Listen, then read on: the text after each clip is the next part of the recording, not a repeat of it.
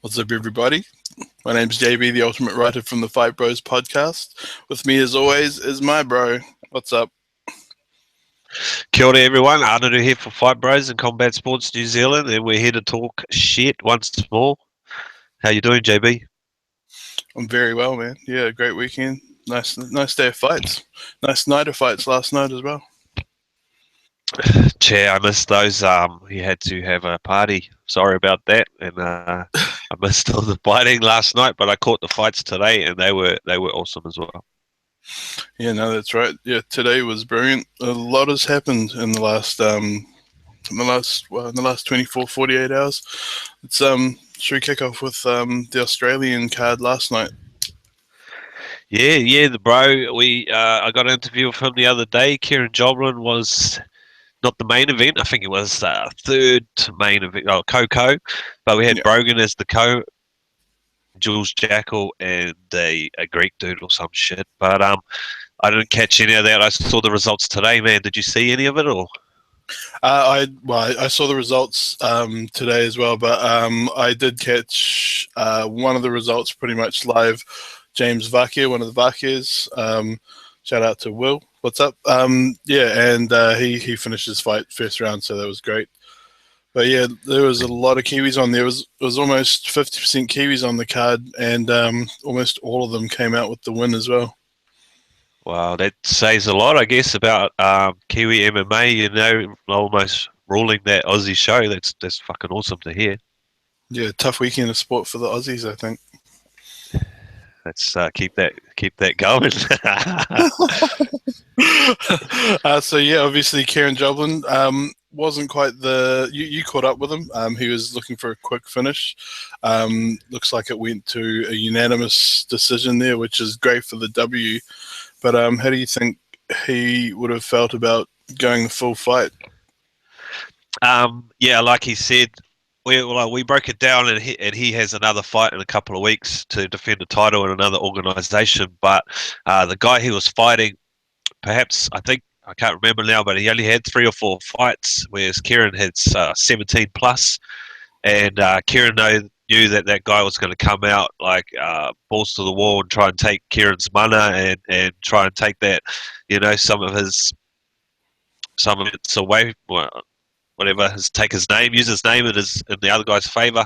So I guess he ground that out. I wish I could have seen it. I really wanted to watch that card, but I missed it, and I think I'll try and find it somewhere on the internet later on. But yeah, Kieran probably wouldn't be. I mean, of course, a KO in the first couple of minutes is how they want to do it, but it still takes away the W, man. And I saw he had his girlfriend there for the first time, supporting him, and that they had a great time together and took the W. So can't be too mad.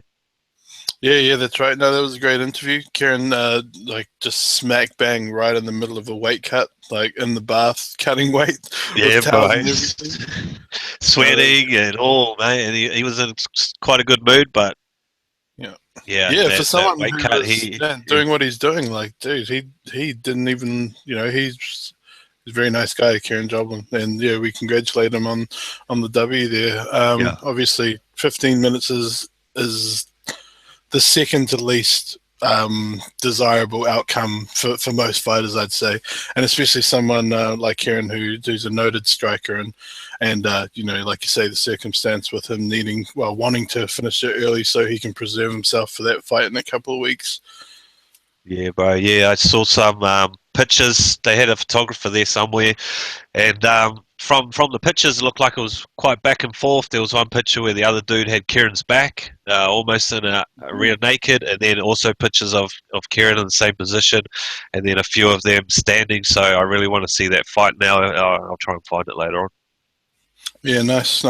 Yeah, another winner obviously was Brogan Anderson. He finished it in the first few minutes. It was about the 3-minute mark. Finished via TKO in the mount. So that's great news. Brogan Anderson, obviously quite a veteran of New Zealand MMA, and another veteran as well. Logan Price was on that card, a Shuriken fighter, and he won by a decision as well. So it's great. Yeah, that's massive news. I love to hear that. I'd love to hear that kind of news, and can't wait to see them all again. Yeah, moving on to other news, something I know that you enjoyed and I myself, there was a appearance in Bellator. An appearance, yeah. Wild Rory McDonald appeared in Bellator.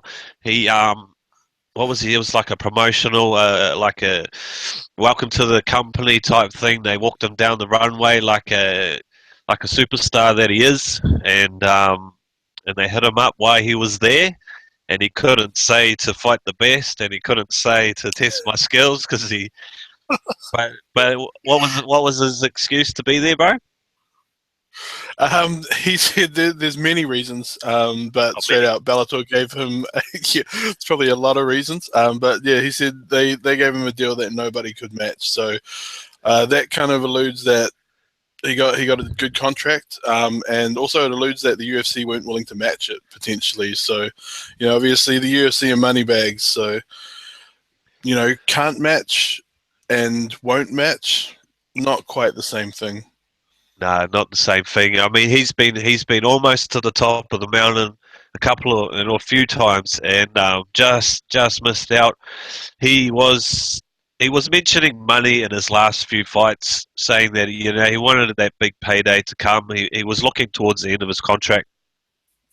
I wish him all the best, and it speaks volumes of who's can they can look to other places to get that payday now. But I think the UFC has looked at him and possibly thought that maybe he won't climb that mountain one more time. Maybe he's on a downward turn in his career, and he's only young, but he has been fighting since he was like 16 or some shit professionally, and they might be right. Well, yeah, yeah, exactly. He's one of the new generation. Even though he is a veteran among that new generation, he was, one of the first people that actually trained MMA as his first martial art, rather than being a jiu-jitsu or a karate or a boxing or a kickboxing guy. He came up on the mats training MMA, and his first fight was MMA. And you know, I think one thing, in the age of McGregor and Diaz, where marketability gets you paid, I don't think Rory is a marketable fighter. Like, he's got a great skill set. He flies the flag for Canada, great country, but he's just not marketable, in comparison. Yeah, you're right. He for hardcore for us, Yeah. he's very marked. Like he's just a violent man, which is what we're looking for. But as for like a spokesperson for the company, or even someone you want to interview, you know, to get you know publicity and stuff, he's not the greatest. But I mean, he speaks with his fists and his feet. I just wish him all the best, and I can't wait to find out what that contract is worth, and hopefully we get to find out some numbers, sooner rather than later. Yeah, that'd be great if they do disclose that. He also went on to say that he is the king of welterweight, 170 pounds, and he said that he will also move on to be the king of middleweight as well. So he wants all the belts. He wants to be a dual champion, dual division title holder, and yeah, he's basically put the entire Bellator roster in those divisions on notice. So, Yeah, I'd love to see him do good, but as you've mentioned to me in the past, what about the Bendo effect? yeah, well, yeah. When Bendo went to Bellator, coming from a former champion in the UFC, everyone thought he was going to tear up. It didn't happen. Even his fight yesterday, I read reports. I didn't see it, but every report I read is that he was getting lit up before Patricio Pitbull, I think, one of those Uh, Pitbull brothers, broke his shin. They actually said he was about to get his ass kicked again, and now he is getting a title shot off that because he won. yeah. It speaks to the talent that is actually at Bellator, and that's a good thing. I mean, we might see Rory versus MVP, which which is just a dream fight. It's a dream fight. Like, yeah, fuck, bring it. Like, Rory's proven that he can hang some of the best strikers in the UFC, which are arguably some of the best in the world. But there's no argument that MVP can't be amongst that list as well. And if you just take a look at Eddie Alvarez, crossed over from the UFC, found his feet for a couple of fights, went for the title and took it convincingly.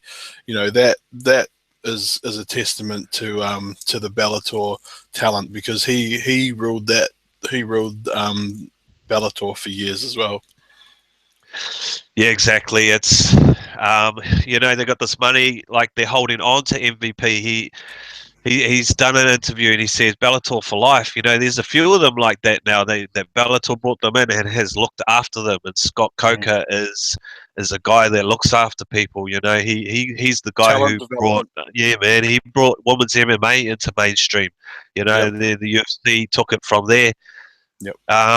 He knows what he's doing, man. And Strikeforce guy, so he knows all about developing a brand, and. Man, like you look at Strikeforce, they were eventually absorbed by the UFC, and that was in the days where there was no competition.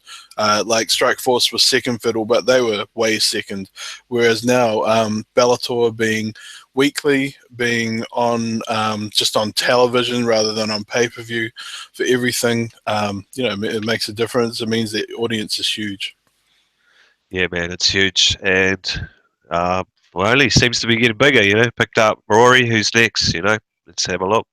Let's see. Yeah, well, it's interesting to see the tide turn. Like, if you take it back to the old WWF versus WCW wrestling days, there's a funny meme which I'll chuck up, which has got Rory coming to the ring looking like Scott Hall from the NWO. But like, if you take it back to that era, like, it's interesting to see the tide go back the other way. Fighters going the other way. Bendo, we've talked about it in the past. He talks about how from one sponsor in Bellator in the fight before this, he made almost the entire amount that you make from the Reebok deal for a veteran like he was. So it's $15,000 was his ceiling under Reebok, and he made almost all of that from one sponsor in Bellator. So if you had 5 sponsors, you talked about Vitor in the past, having Sky, everything. Man, these guys look like NASCAR racers, and they could be on millions. Well, $1 million. Well, you said he lost millions, so. Dude. He said he lost millions when the Reebok deal came in. That was Vitor, obviously, a top dog as far as sponsorship pull goes. But yeah, man, what is it? 5 or 15? Even so, well, 5 I think is the start, or even 2.5. Like, that's fuck all, man. You can get someone to, and that's only for a fight. Like, that's not every week or monthly. That's just fight night. Like, yeah. So, one thing I saw today was Thug Rose bringing out her own embedded, following her in the camp. And the smart thing about that is she can have sponsors, and she can wear their gears and talk about those sponsors whenever she likes on there.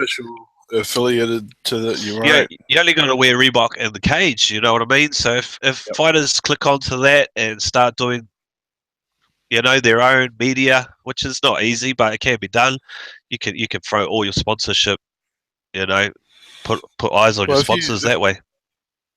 Yeah, that's brilliant, man. Because sometimes some fighters have got huge potential reach themselves just through their own social media channels, as well as the media groups that they shack up with when they do these web series can also help with their exposure. Exactly. I mean, Thug Rose is a prime example of she's just got that thing, the first time I saw her, and until now, man, I've always liked her style, her personality, and her fighting is awesome. So that's perfect for her, and I hope that if I was a fighter, I'd see that, and I'd go, oh man, I'll go get all these old sponsors back, man. I'll just fucking deck out in it. I'll go, do heaps of whatever, and I'll just wear all the sponsor shit, and I'll put one of these out every month or whatever. Well, like, obviously Shale has a podcast, Alpha Male Radio, things like that. These are all things that UFC fighters have started to develop for themselves, which are outside of the UFC. So they have all the control. So I guess, to be honest, Joe Rogan Experience was kind of the blueprint for most of those guys. Yeah, definitely. A lot of them doing it now. Brendan Schaub, the fight of the kid, he's making, I don't even know what he said, but he said he's making 10 times what he used to do, getting punched in the face, and all he has to do is have fun every week. There's options out there, but yeah. If you can use your star power smartly, then for those guys, UFC fighters, their household names, and fight fans will tune into things that have them on it. So that's great. It's great that the fighters have other options now rather than relying on the UFC for all of their earnings, because that is really just capping their earnings. And I remember Dana White at the time saying that the UFC get nothing out of the Reebok deal, but they used to get something out of the sponsorship before Reebok. Yeah, they used to charge royalties to the sponsors before the Reebok deal. So why would they give up any income at all? I don't buy that for a second. No, that's the biggest fucking lie in the history of, well, not in the history, but recent times. Of course, they're getting paid by Reebok. That's fucking, it's ridiculous. Yeah, that's right. All right, so let's move on to something a little less gloomy, but today's results. Like, overall, I thought the card was another outstanding card. It was great from top to bottom for me. I really enjoyed it. My picks crashed and burned. They were terrible, but that's nothing new. So I thought it was great. I enjoyed... if I had to pick the best fight... Like, I'm not a Paige Van Zandt fan, but for me, it was probably Paige Van Zandt's performance. She got a great finish. She looked comfortable in there. Quoting Lucas, she made Beck Rawlings dance with the stars, which I thought was funny. And yeah, it was a good performance from her. What about yourself? What are your thoughts? Yeah, bro, I caught the main card. I had to work today, but I caught the main card. I thought she was fucking around, to be honest, throwing those spinny kicks, and I thought Beck was going to smash her face, and then I blinked and Beck was on the ground. It was a good. Your Paige did look, in hindsight, Paige did look really relaxed and confident, and looked like she had a game plan. That was a good fight today. Like, if she hadn't have connected, it would have been. In hindsight, Paige looked like she was fucking around, throwing heaps of stupid spinny shit. She looked stupid. So bro, she did that one spinny to nowhere. I think even Beck goes, "What the fuck is we doing?" She's like, "Oh, what?" Yeah. Yeah. I think, I don't know if I'm the only one around that likes Rowdy Beck. I think she's great. Mother of two, fucking tries her best each and every man. I like her attitude. I like her fight in her. It's Paige at the moment. I like the mongrel and Rowdy Beck. Yeah, the mongrel. It's great, and I wish her all the best. But it was fucking brilliant. It was highlight reel shit. So we're going to be seeing that one for a while. Yeah, for sure. Like, Paige Van Zandt, they already put a fire under her. Now they put a rocket under her for sure. Like, she must be so marketable. Imagine the Dancing with the Stars fans that she made from her time on there. So, that is a prime time show in every country it plays in. So, no doubt she got a lot more star power from that. She's someone, again, who potentially could start a little web series of her own, which would be highly popular. Dude, highly popular, we're fuck all. Do whatever you do normally every day. I mean, it's gold. Yeah, that's right. Marketing gold is just money, money, money for the UFC and for Paige Van Zandt. The Alpha Male team know how to market themselves. Sure, yeah, they know what they're doing. Uriah's an awesome businessman. He's got multiple businesses. He's got his own. He's got his own clothing line. Yeah. Yeah, as an entrepreneur and a business person, I have so much respect for him. Yeah. The Maya backpack. We predicted it. You predicted it. I was hoping for more out of Condit, man. What can you Oh, say, mate? That's there's the Maya nothing you can say. backpack. It's just disappointment, hey. Like I'm disappointed for him. Did you see his comments afterwards though? Yeah, he's been. Yeah, See, he's got one foot out the door, man, and he has for like the last. that's right. Which Since they his reckon, injury, it's man. That's not a good thing to have. You're thinking about Schaub, Brendan afterwards Schaub has anyway. spoken at length about it, and a lot of fighters, as soon as your focus is not wholly in that cage, you're fighting a losing battle because, if you don't concentrate when you're cooking dinner, like you'll burn dinner. If you don't concentrate when you're trying to fight for your life, then dude. Yeah. I mean, I'm sure he trains 120% at all times. He's got the best camp in the world. And that was a hard fight for anyone. But like you say, is he 150% committed to fighting right now? No, definitely not. He says it himself every time he talks. Yeah, it's dangerous. It's a dangerous place to be for someone in the fight game. It's you don't want to be putting yourself in the position where the way you win is by damaging your opponent when you're not thinking right. Some of his comments, he said, "I don't know if I have any business fighting at this level anymore." Dude, that is huge. He says, "I've been at this for a really long time. The pressure of kind of being one of the top guys for almost a decade."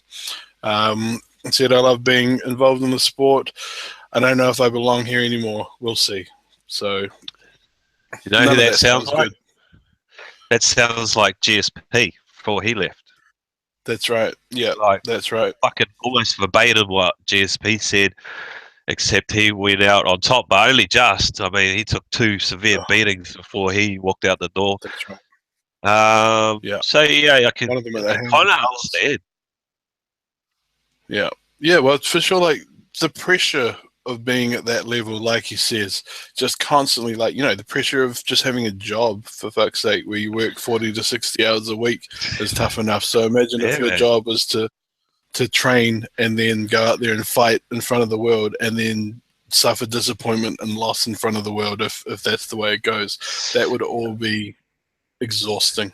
Yeah, especially with that fight that you won that title and you didn't get that Oh, decision in the back of your head for the rest of your life. Like he yeah. says, he says, oh, that's the fight game, but we all Mm, know he could have won that fight, yeah. and to go out like that, I don't know, it must be hard. But maybe he'll go to Bellator and fight Rory again. Hey, I'll watch that. Yeah, well, far out. Imagine if he did go to Bellator. I have no idea what his contract situation is like. This is when we need Lucas, but yeah, potentially anyone whose contract is starting to come up could end up in Bellator, but we'll see. We'll see. What else happened today? Lozon Miller, Jim Miller repeated the last fight, but I was gutted out. I'm a huge Joe Lozon fan. I love his work, and that fight it was kind of the same as the first one, but could have gone either way.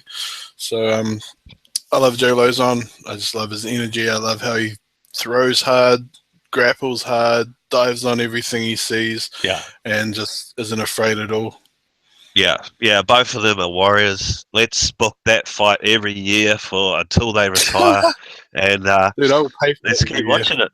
Yeah, If fuck we yeah, just call it the annual classic, and yeah, just that's it, UFC annual classic every single year. yeah. You can't. Those two guys are great to watch, man. And today we was messaging each other about how much they potentially are earning for these great wars that they're putting themselves through. Yeah, I think I had a look. Lozon was he at 200? He got paid yeah, 54K to win, yeah. 54K to show, so 108 grand all up, which is not It's good. terrible. No, Is that enough but it's for not him the to same if you don't retire train. on? later on. Yeah, see, it's so dependent on your record, eh? Like, if you don't get the win money, then in a lot of cases, unless you're a main eventer, your show money is not amazing. Like 7-7 is like a rookie deal in the UFC. 7 to turn up on weight, 7 to win. Possible bonus in there if you blow people's socks off, but if you're on a rookie deal, you're more likely to be fighting on early prelims and prelims, which means there's every potential for the next 6 or 7 fights someone in there to steal your bonus. So it's tough, the way they've restricted your sponsorship potential as well, as we've touched on. It just means like some of these fighters might be getting $5,000 from Reebok, $7,000 to show up, nothing else. Yeah, money is always a problem, isn't it, with these guys? They're just so they put everything out there and risk everything, and they just should be paid more, all of them. But I don't know what the solution there is. He's obviously signed that contract, and he was willing to sign that contract at the time. I just want the best for these dudes to like fucking have fucking buckets full of cash when they retire, and for efforts like that Lozon and Miller put on, they should be getting, I don't know, twice that, maybe 3 times. Yeah, it's the money. If you compare professional mixed martial arts to any other sport, any other American professional sport, even professional combat sports. You look at the glory money and look at the old K1 money and stuff. Boxing money, just boxing money is ridiculous. Like these guys are not making anywhere near that. Like you could throw any of the Brazilians who are not main card fighters into a list of people who are not going to retire with money, because people like even the number one ranked bantamweight, even high ranked bantamweight fighters, these guys are not going to they're not going to make huge cash because they're not in popular divisions, and their champion is so dominant, like Dominic Cruz. So like even someone like Dillashaw might not end up having enough money when he retires. If he just continues his slide now, who knows where he's going to end up? Yes, this is true. It comes down to their how good they are with the money they get. I guess setting up a gym is a good option for these guys. I mean, any business venture is good, but I just want them to make more money. Give them more money, mate. Yeah, the gym is the idea. Like Joe Lozon has a gym. Obviously, a lot of fighters have gyms. Uriah Hall, Faber, that we've just spoken about. That's the ideal, because that's their strength. They can use the gym to work on their strengths and their careers and stuff. They can earn money. They can get the publicity, etc. So the gym is the ideal. It's just not every UFC fighter can open a gym, unfortunately. No, no, that's right. No. Well, moving on to future fights, we got some Kiwis in action coming up shortly. Well, in the next month, there's a whole lot of Kiwis in action, but this Friday, being the one coming up in about 6 days, got our old bro that you caught up with recently, Ev Ting, and he's in action in ONE FC. Yes, evil Ev Ting. Whoops. I mean, Ev E.T. Ting. Taking on Rob Lacita. E.T. I would never say that to his face. Fuck. But he will be fighting. He's the main event for ONE FC, which is one of the bigger. I'd probably say, is that the biggest? Is it bigger than Legend? I'd say so. Yeah, it'd be the biggest. It was huge. When I caught up with him this week, he said it packs out like 10,000 plus, and people just going nuts. He said they have no idea what the UFC is, and like Ev and all those guys are superstars. They have no idea what the UFC is over there. That's really interesting. The UFC is. Like the UFC, like maybe a few of them do. He said, but he said there's effectively no UFC really, to be honest, in Malaysia and stuff. Well, that's fantastic, really, because I mean, obviously the population over in those Asian countries is tremendous. Martial arts is a way of life for a lot of those dudes. So the talent pools are huge for them, and so we got Ev main eventing in his country of origin in Malaysia, Kuala Yep. Lumpur, I think is the city, which is the capital, against Rob Lucida. Aussie versus man, I can't NZ. wait. Yeah, Aussie versus NZ again. They've been trying to match this fight for a while, I believe. So it's going to be huge, man. I'm definitely going to grab that digital pass for that one and watch Ev in action. It's I generally buy every one FC that Ev's on. But yeah, it's great, man. I can't wait. I want to see him finish Rob Lucida. It should be a striking affair. These guys are definitely strikers first, so it'll be good. Get Ev another rung up the ladder, a bit closer to that rematch and hopefully this time for the title. Yeah, bro. Yeah, like he won't get the rematch straight away, but this puts him into one more, maybe one more, That's and right. he can rematch Marat, whatever. Gafurov? Yeah, who's the champion in his division? Who he's lost to? Heavy In every fight since and before that. So, yeah. That's right. Yeah, he's doing well. He sounds great. He sounds very happy. Fighting for ONE FC, which biggest promotion in Asia. And yeah, I can't wait for that fight. I think it's going to be great. Coming up after that, other Kiwis in action. We got Kieran Joblin's fight that you talked about. Talk us through what you know about that. All right, so yeah, Kieran is defending his lightweight title at Carnage in the Cage, Australian promotion. I forget who against. I should know that, but it's his second defense of that title, which is obviously you're the champ. You got to defend, and he's already has done that, but he'll be doing that again. So that's 2 weeks away, I believe, and we'll try and find a stream for that as well, and pump that on the page. Just wishing all the best for Kieran. Before that, you think? Should I? Yeah. Should we catch him in the bath again? I'll go jump in the bath and wrap myself in some towels. I'll go, hey, bro. Yeah, why not? I mean, he's cool to talk to. He's really, I like how when you talk to Hooker, how he actually really loves talking about fighting. Kieran also likes talking about, I don't have to push him at all. He's like, yeah, this dude and his striking and this against this guy's BJJ. He really enjoys talking about the UFC also. So maybe just hit him up for some, just a quick chat. Yeah. Maybe. Yeah.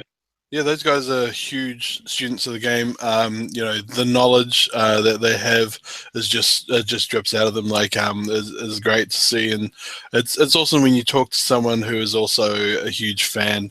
Because obviously we're massive fans ourselves, but those guys definitely students of the game. The technical knowledge is awesome.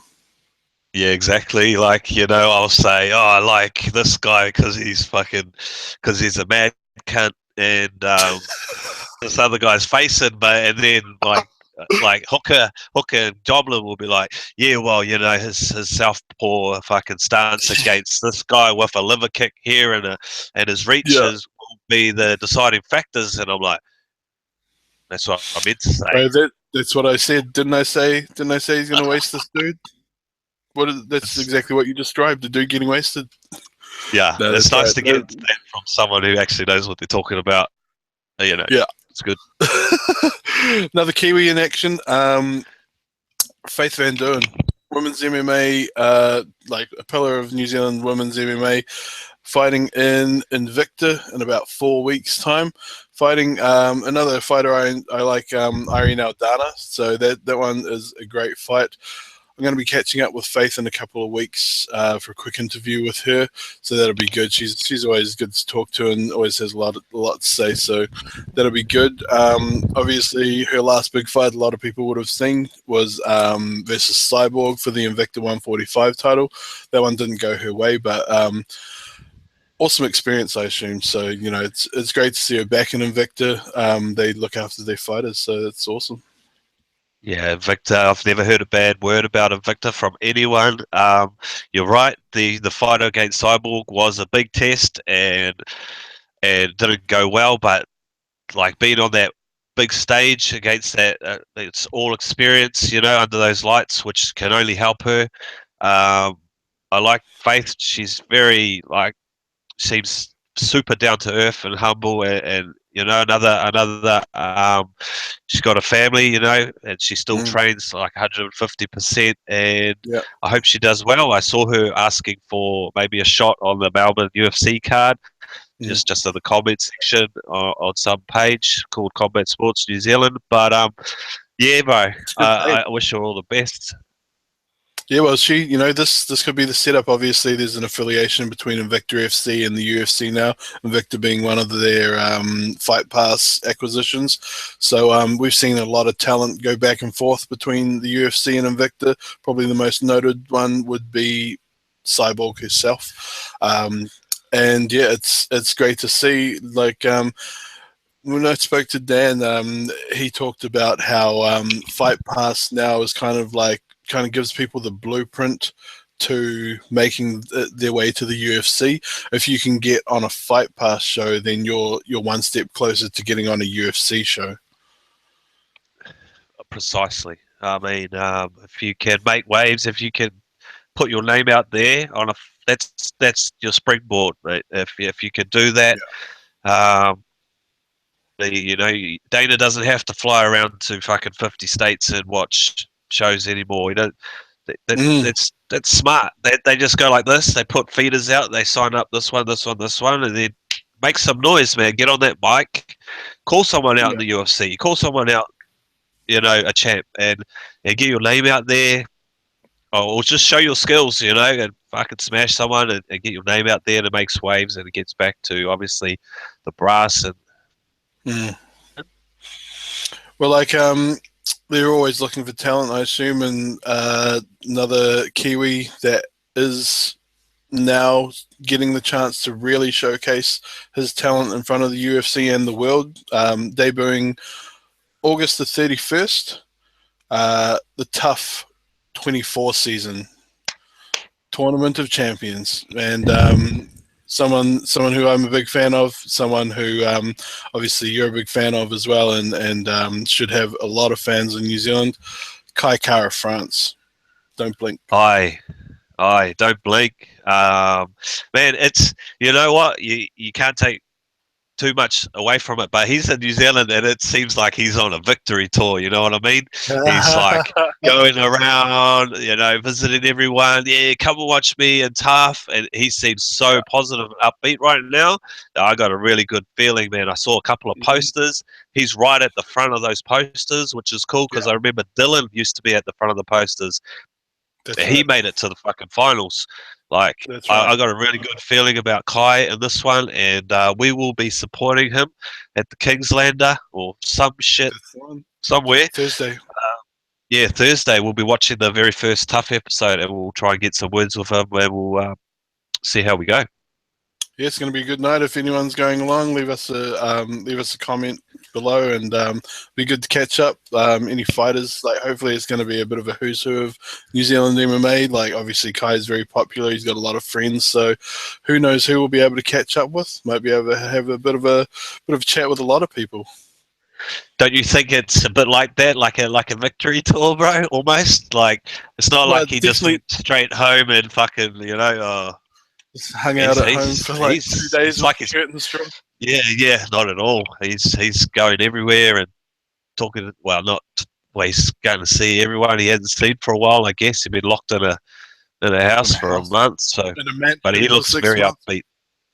Yeah, no, he looks great. He looks great in the cage all the time. I've seen his breakdowns with Dan Hooker from Tiger Muay Thai from their time together in Thailand, and the dude just looks great. It's his time. It feels like it's his time. It feels like it's the right time for Kai Kara France to really step out and make his mark in the UFC and in the world. And like you say, he does have a prominent place on those posters, and like I don't see any other reason for him to have a prominent place. Also, if you look at the promo videos, he is only teased a bit in those promo videos. You know, he's not a huge part of them, which is something that I've noticed in the past. If you're a huge part of the teaser and promo videos, you're less likely to be a huge part of the season because they're trying to give you your airtime. Oh wow, yeah, yeah. I saw him. He wasn't not much on there. The other thing is, worst case scenario, heaps of those guys get signed anyway. They need Mm, they need they need fresh talent in that division. So yep. worst case, and I know he's gonna be in the final and he's gonna win. But worst case, he still gets a UFC contract. So you might as well say, Kai Carter, France UFC fighter right now. Yeah, well, you look, he's got so many strengths going from. He's young, he's talented, he's a New Zealander, and he is in the right division where they're looking to cherry pick talent. Like, you know, it's the only reason they've set up this tournament, and it's the reason that they're all champions. Joseph Benavides spoke about it today. I saw an interview with him where he talks about the process. He actually mentioned that he was kind of gutted at first, and he was like a bit jealous and a bit Yeah, yeah. yeah, bit pissed off at first. Like he was thinking, so these dudes are actually going to get a title shot, and I've never heard of them, and you know they're not even in the UFC. But then he embraced it and really saw it for the opportunity it is. Yeah, yeah, that was today. I think I saw the same thing. He was talking that he got to coach. You know, the other question was, what's it like coaching this guys that could be fighting in your same division? You know, fighting you. And he said it was all a learning process. You know, it's all good. I can't hear you now. Sorry, sounds like he had a Yep. chance to work on his game and his Hello. coaching. Like I've done a bit of coaching myself in the past, and I know that a lot of people who have done coaching have spoken about how it gives you the chance to break down your own game, regardless of what that game, sport, whatever is. You like the simple act of you having to think from a novice's point of view again really helps you to deconstruct your own game. So that might be something that he found that he was able to do, which is awesome. Yeah, yeah. I mean, it's a good opportunity for him to get uh, his star out there on TV for Yeah, free, you know, as well. You I know, think he's either a going lot to of be people. liked more or less, you know, depending on how he portrays himself. It's good for him. I think a lot of people's most recent sort of memory of him is that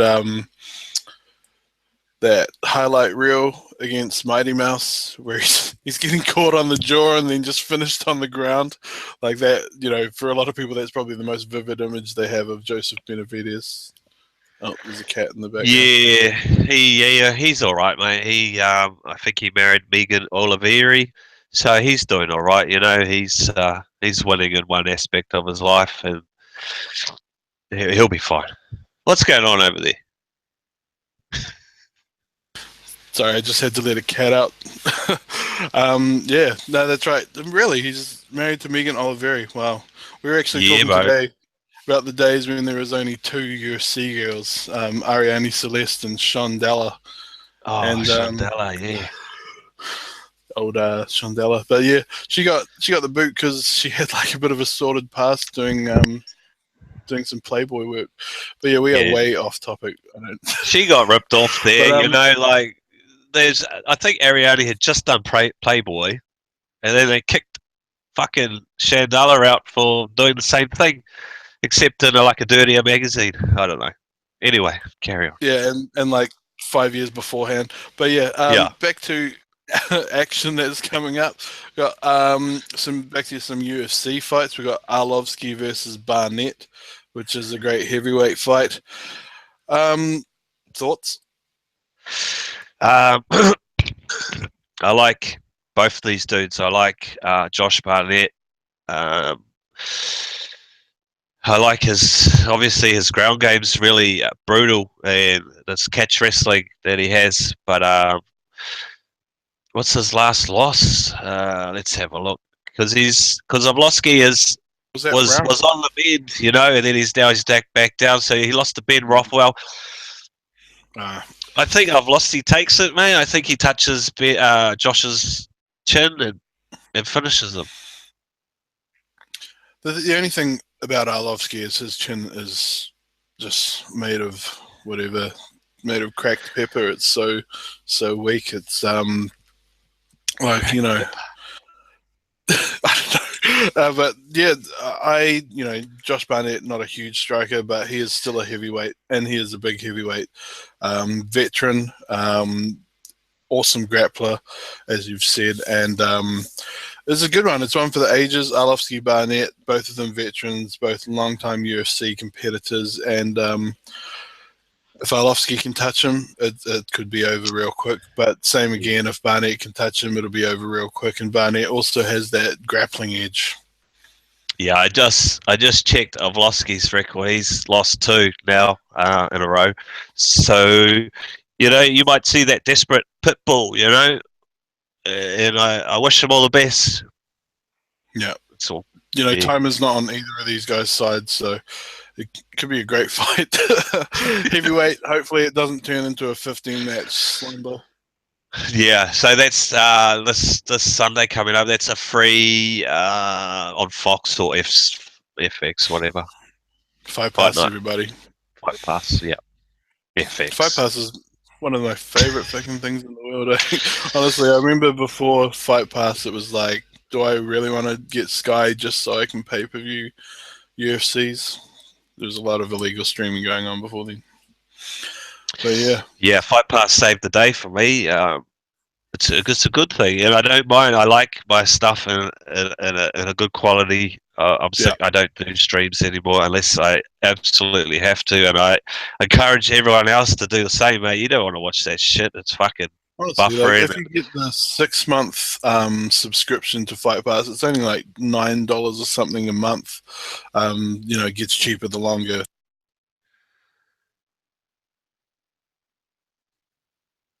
You're muted again. Awesome. That's fine. I'll just cut that out. I was going to say, if you're going to cough, don't worry, just cough, because I can just cut that out. I can just mute it during the edit. True, but yeah, you don't want to be editing too much shit, do you? I get sick of editing stuff. Oh, fuck hard. But yeah. What do we got left to talk about? I say. So Stipe. Oh yeah, Stipe Reem. How long have we going for? We go. Let me just try to have a look. Doesn't say. Hang on. Hey.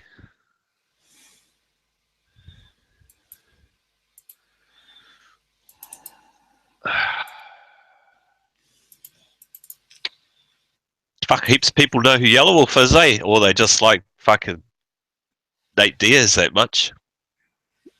I think, yeah, probably a combination. I don't think that many people know who Yellow Wolf is both days. Fucking amateurs. You're like blowing Lucas's mind with your Yellow Wolf. We're going 48 minutes. Nice. Yeah, let's wrap it up. One more thing. Stipe. Yes. Over him. Right, cool. So I can't even remember what I was saying. You were talking about $3 for Fight Pass. If you want to finish that conversation off, I got a bit more to add to that if you want. Yeah, I've had Fight Pass basically since the beginning. As far as I know, of Fight Pass itself, and I think it's one of the greatest things there is. Just having all the streams, etc. I remember back in the day, it used to be like, do I really want to pay for Sky just so I can watch UFC pay-per-views? And yeah, having an alternative, like I've been an NBA League Pass, which is another digital subscriber for years now. So it's great that the UFC caught up. Yeah, bro. I love Fight Pass. I'm a late bloomer, or late starter to Fight Pass myself. I only started last year, like midway through, and which is pretty terrible for a big fan like me. But there's a lot of alternatives in Aussie, though. Yeah, Yeah, I wasn't Aussie, and everyone has Fox, Fox and I and would stuff. just yeah, I would just scab their Fox. And actually, back then, I was just going to the pub every weekend and watching it. It was a bit different now. Got two kids, wah da wah da wah. Yeah. But yeah, the That's Fight when you Pass, did man. your Yeah, yeah. That's when you did your Tahuna interview. oh yeah, yeah. I was at the pub too. Yeah. Yeah, back in the day at the pub. Thought that guy was going to try and start a fight or something. There was a drunk guy there. I think he was just more curious than anything else. Like, what was happening? What is this? Like What's going conversation? on?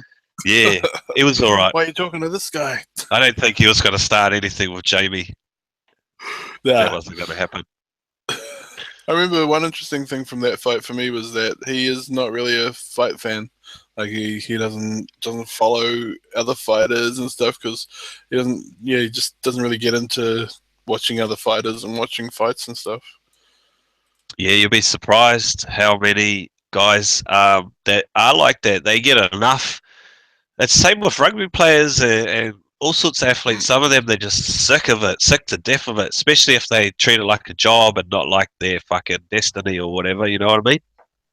But it's kind of part of your job, isn't it? Watch other To fights, to see techniques and stuff. Isn't it all kind of akin to watching footage? Like it might not be specific footage, but what if you see some guy do some crazy shit and you're like, that's almost like something I do, or you see someone throw a buzzer combo that comes off the end of one of your combos, and all of these things could help you grow your game. Yeah, that's another one where it's like almost a 50-50 split where a fighter will not even care what that other person's doing. They won't study them at all. They're only concentrated on their own game and implementing that Mm. in the cage or wherever. They don't they don't give a fuck what that other guy is good at because he's good at what he wants to do. You know what I mean? Yeah, it's like the old like there's a in the US they're big on like imposing your will, which is you could impose your will regardless of what he's going to do is kind of like what they're going for. It's who knows if it's the right way because my thing is you always want to know as much as you can about your opponent. Doesn't matter what they're an opponent in, like online games, whatever, sports, whatever, board games. You want to know as much as you can about what your opponent is able to do to you. So, like for me, watching footage and stuff like that would have to be part of it. Yeah, man, and yeah, it's like a split. When you talk to them, one will study their opponent every night. They'll have a picture of that guy on their fucking mirror every day. They look at this dude. Then Yeah. then you'll talk to another fighter, and they're like, "Nah, man, my coaches watch that maybe, and they Yep. teach me what I need to know. I don't have to think about this dude or whatever. I just concentrate on my own skills. It's quite interesting actually when you to hear them talk about it. If you theoretically were a fighter, do you have an idea of which way you would lean? I think I'd love to watch the other guy because I'd be thinking of. I'd like to think out my own ways of how I'd beat that guy, Mm. but yeah, and I'd be thinking of I could catch him here or there, or this might work here and there. But I guess yeah, that's me. Yeah, I'd like to watch and study them. Yeah, Dan Hooker raised an interesting point. He said now there is like a library of footage on people like Conor McGregor. He just fought 25 minutes versus Nate Diaz, and if you want to go and sit down with your coaches, etc., and watch that, you have got all the information you need on where Conor McGregor is at right now. Yeah, but yeah, totally. There's yeah, in this day and age, everything, mate. You can even fucking watch their, training videos and embedded and take something That's from right. that as well. But That's like I another guess double-edged yeah, sword. It's like you're using all your star power, making money, getting extra content out could work against you if your opponent is using those channels as a resource. yeah. But I'm sure they're quite, especially those top guys are quite smart at what they could. That's another aspect they could be showing Mm, fucking something totally that's different. right, eh? But Yeah, it's the old thing. Like sometimes you know what that opponent is bringing to the table, and you can't stop it anyway. Which Mm. is Like a them backpack training made of that. Damian Maya.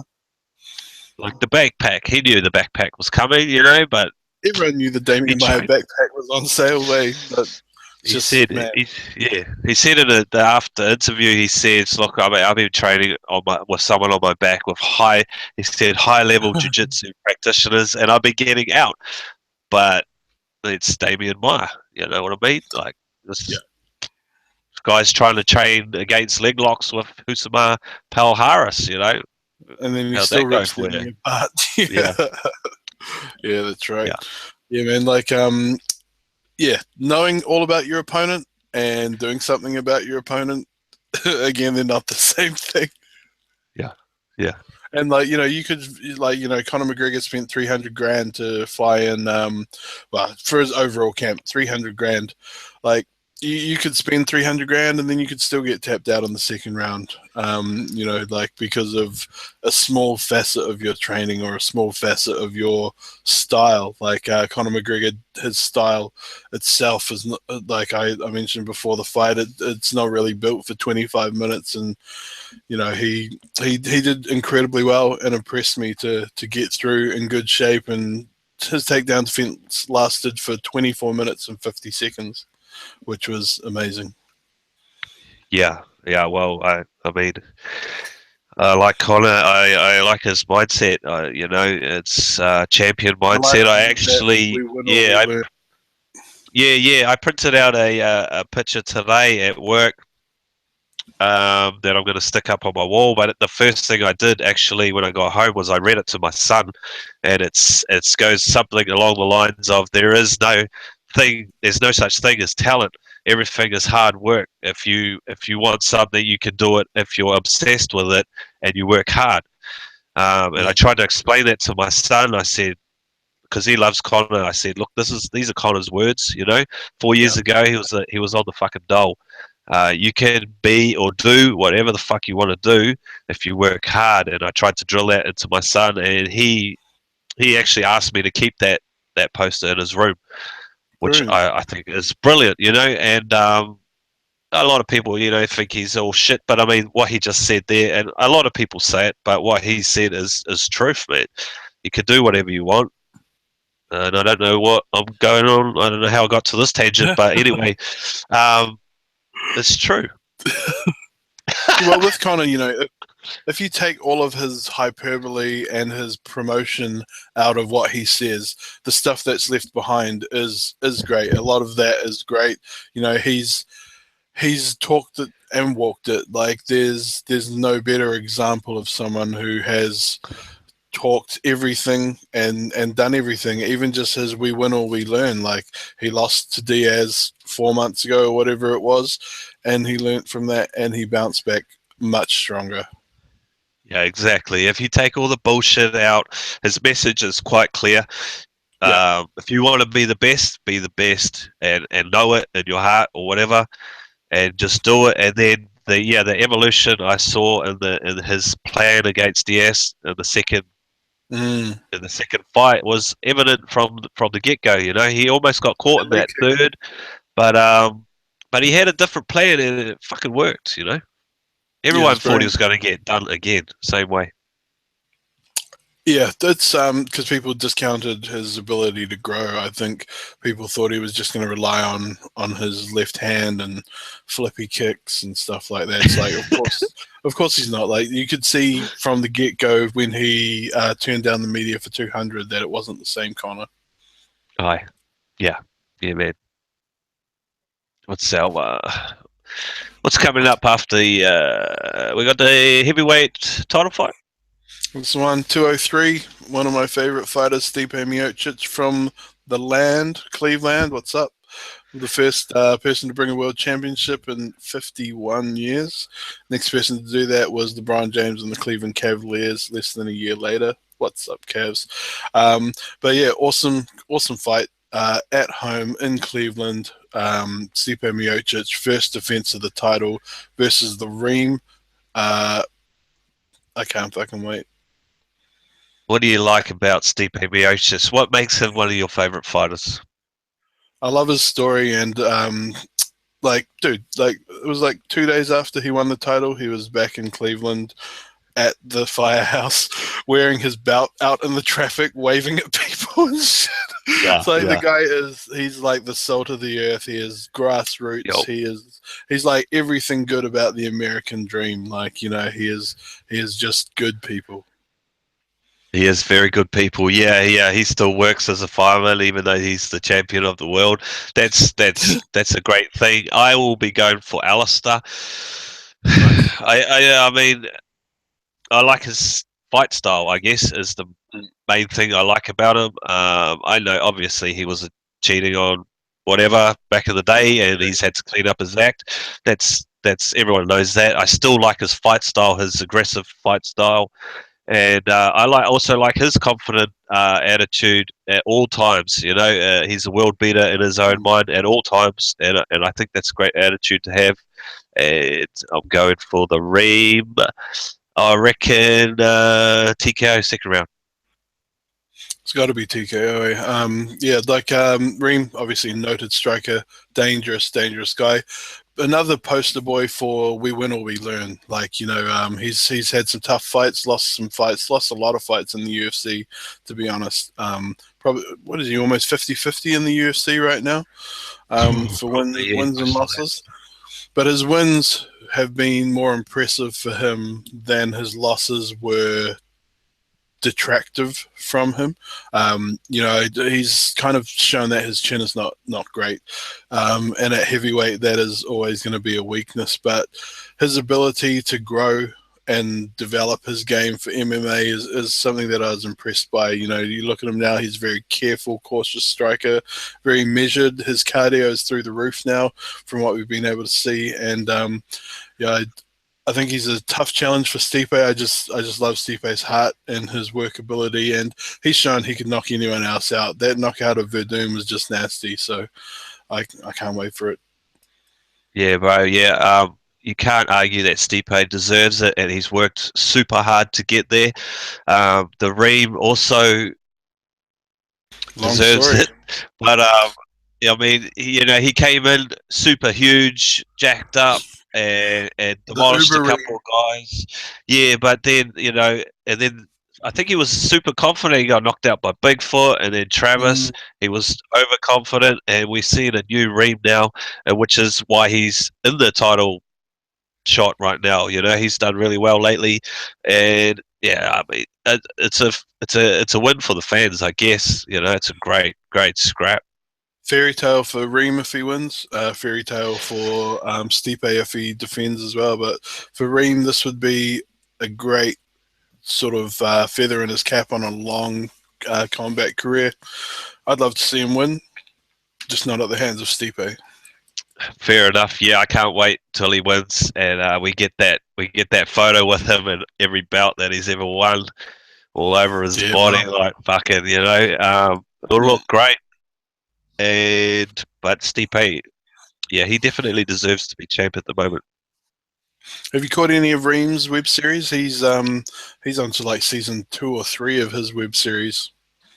Dude, that dude sets the standard. If you're looking for a web series, man, go to theream.com and watch that shit. He has the best guys doing his webisodes or whatever the fuck they're called. I don't think I'm up to date with all his shit. I'm waiting for a new one. There should have been a new one. Perhaps there will be just before this fight. I think there should. Yeah, The yeah, last no, one that's was right. a while ago anyway. He's a very active guy on social media, etc. He's got a great production thing going on, and yeah, I can't wait for that fight.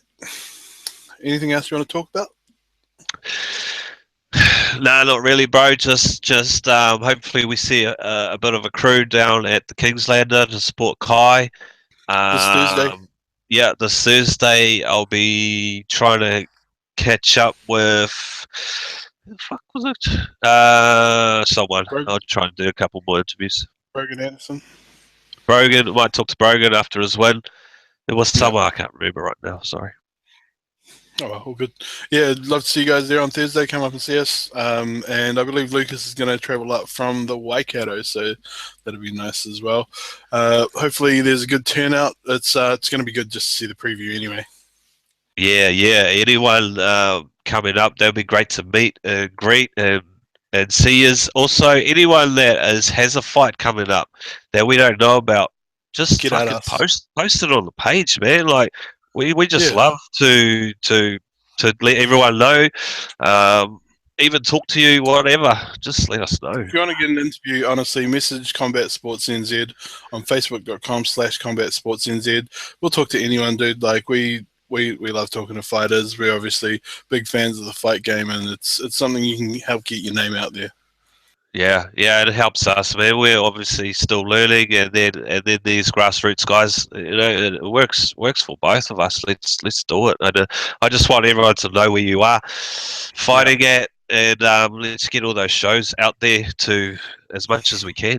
I don't see anyone. So I hope no one hates me for this, but I don't see fucking no one else almost doing what we're trying to do with local fights. I know I might not be seeing all those gyms that are posting, but I mean we're trying to promote every single gym and every single fight night, and we just need more help with that knowledge. You just need to send us in that flyer or whatever, and we'll get it out there ASAP. We will, honestly, we'll talk to anyone, we'll promote any gym.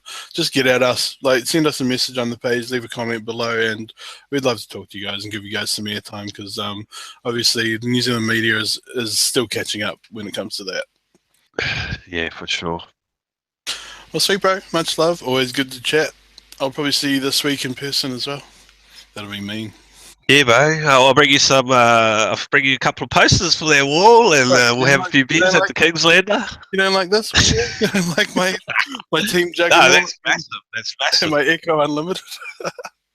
Yeah, no, that'll be great. Get some more character up in the room.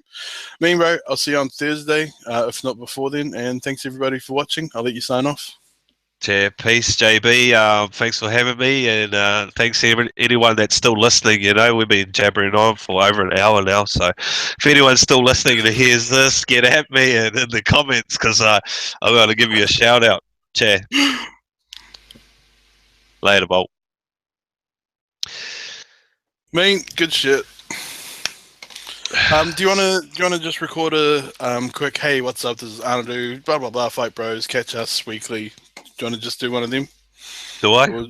Yeah, just do it. Just chuck it on the end of the thing, and I'll use it at some point, and then I'll chuck one on. Oh, really? Yes.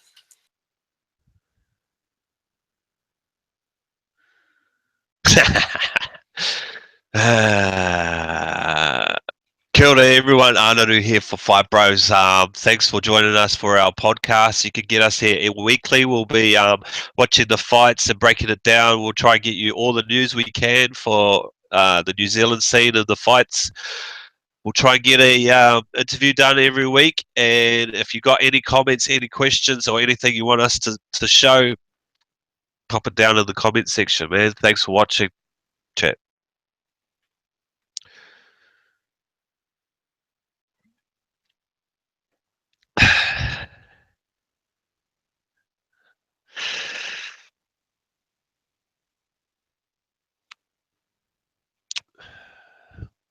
Yeah, I did it. Mean, I'll do one as well. I need to get me some fucking hay fever shit. Yeah, you're quite sick at the moment, eh? I'm not sick at all. It's just fucking hay fever. So what do you need? Some antihistamines? Yeah, I guess. This is constant 24/7. Alright, I'll record my thing. What's up, everybody? It's JB from... Wait, I'm not doing that. Okay, I would.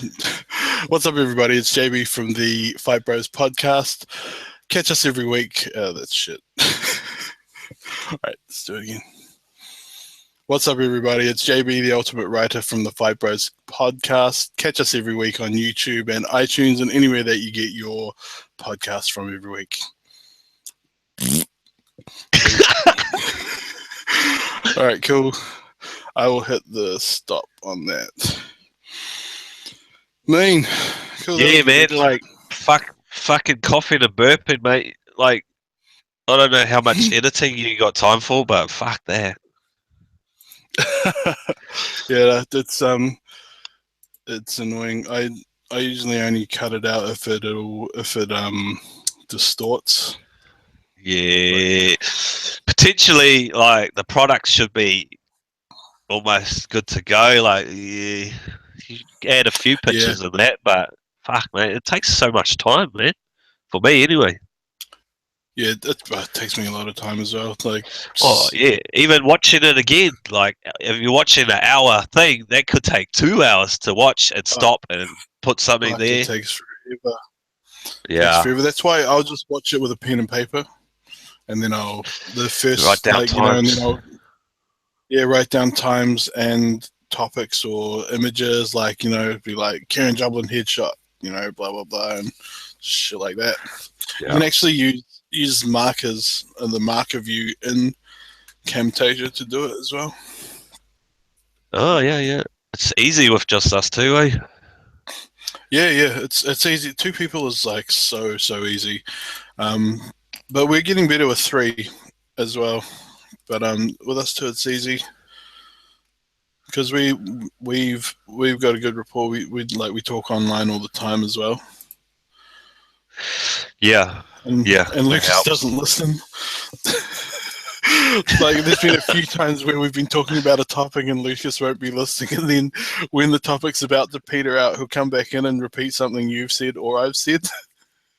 Like, sometimes he does it word for word. Like, he'll be, oh, it's real funny. Yeah, I remember that. I'd seen some fucking thing like this dude's won 8 fights our last 10, and then like 5 minutes later he's like, oh, he's because he's googling it, eh? And he's like, oh, he's won 8 fights out of 10. It's like, it's like, yeah. Thanks for the recap. Be like, has he?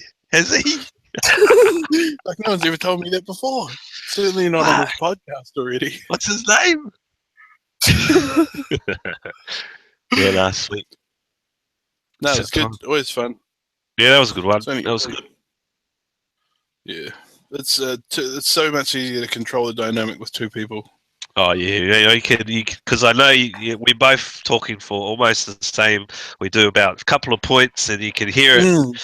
You can hear it coming, and then you're like, yeah, and then boom, you're in. Yeah, that's right. I've noticed that, like, our ability to set each other up has gone through the roof compared to setups, and carrying on like a sub point of what you just said, and then we still got different views, which is nice. We're not like, oh yeah, bro, yeah. And then imagine that, like, oh yeah, hard, and then be it. Be like, exactly, yeah. It'd be like, oh fuck. Be like, yep. I need one of us. And then, okay, cool. Okay, anything else to talk about? We've been recording for 11 minutes so far. It's like reading out the bullet points. No, that was great, and it's because we were really prepared as well. So, like, we should do this every week where we just bring all our shit together. Then I'll just quickly write up a format for us and post it in Fight Bros, and then we've got something we can easily just refer back to. Yeah, to be honest, like, I had all day and I was sober, and I got to watch all that main card, and I was trying to write things down that interested me, and trying to write down stuff I was seeing on Facebook that interested me. And it worked out all right. Sometimes, sometimes on a Sunday night, man, I'm like, I've just stopped drinking, and I'm like starting to sober out, and I just don't. It's the worst time. Like, you just get tired.